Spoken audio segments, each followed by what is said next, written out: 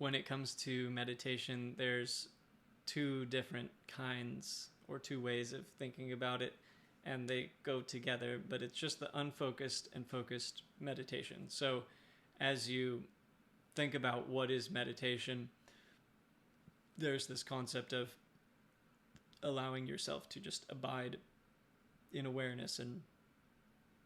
bring yourself back to the breath, bring your awareness back to the breath, and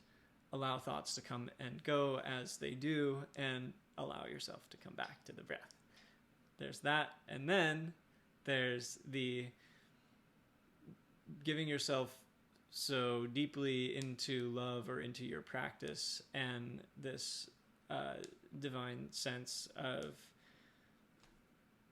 interconnectedness that you don't need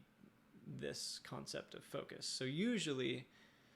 there's a practice to get you somewhere in some ways, and then there's the being in that place, the enjoyment of it. So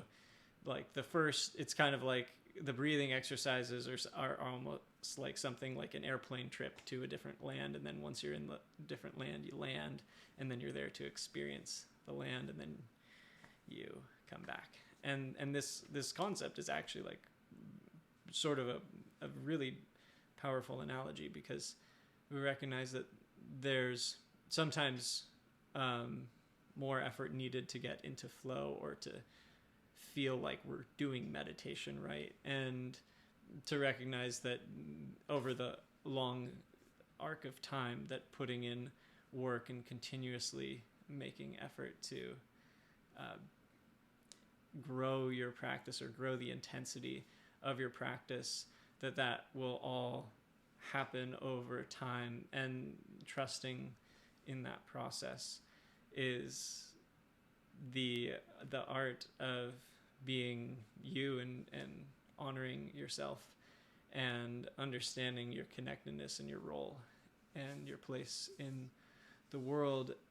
as something that is constantly defined and being defined by you and also by the world around you. So establishing strength and being a pillar within yourself so that you know who you are, and growing that space of self-awareness within yourself, that as you experience these different things that happen in life, that you start to gain wisdom, and that's what wisdom is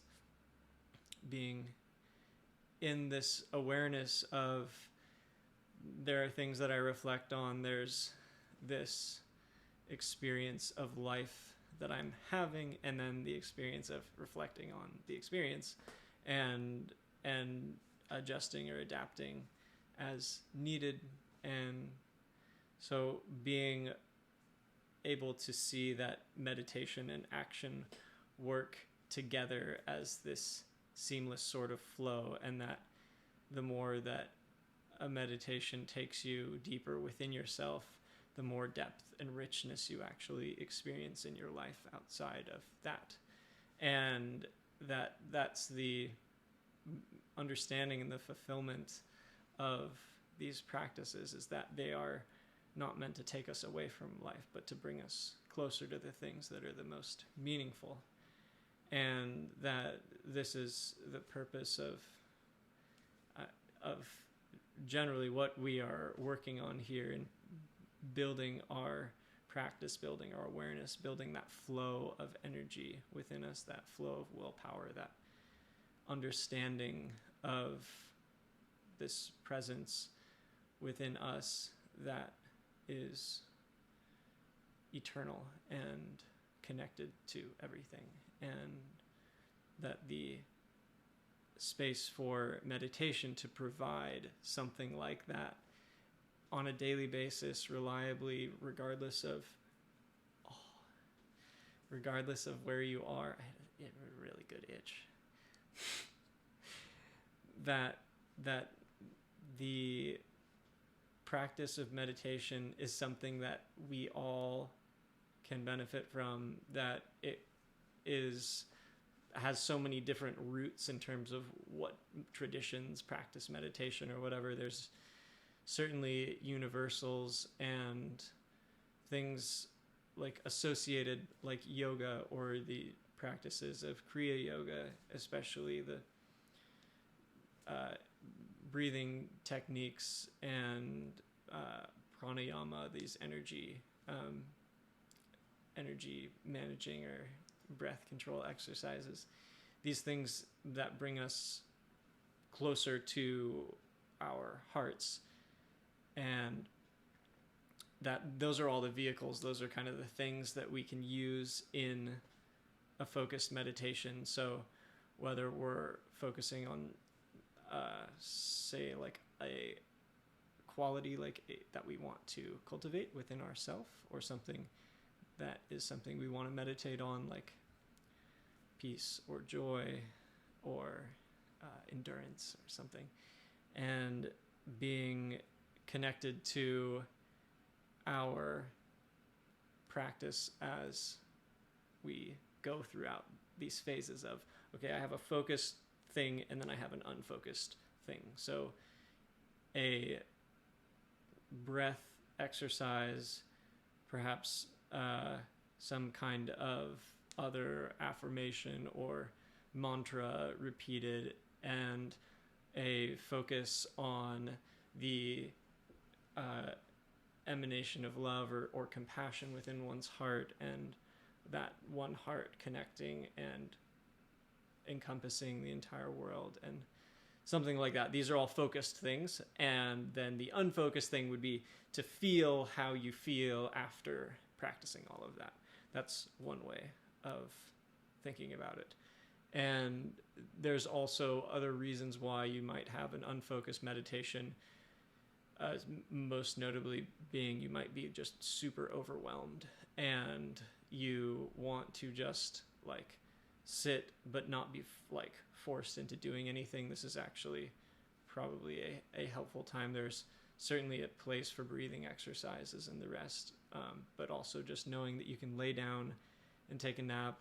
and or if you lay down you can meditate and just breathe and be aware of your spine, or you can sit in meditation and practice just being with yourself rather than trying to do any particular technique.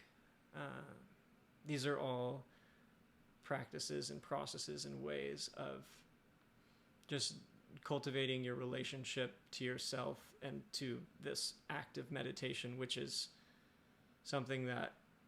can be very foreign and just takes time to build that practice of why am I here? Why am I doing this? Or I want to experience something from this, or anything like that. Just understanding that this ongoing connection to our practice is the most important thing, and then knowing how to use these various techniques, and also not being too connected or too attached to them, knowing that it's more important to have the feeling and then let the practices emerge from the feeling, and growing that feeling with the practices is how they are meant to be practiced. If that makes sense. Anyways, so this is a starting point, and getting in the flow and getting in tune with your practice will invariably grow over time, and you'll appreciate and connect to all of these things that you practice at greater levels of consciousness, and understand who you are at deeper and deeper levels over time. So here's to collective evolution. Namaste.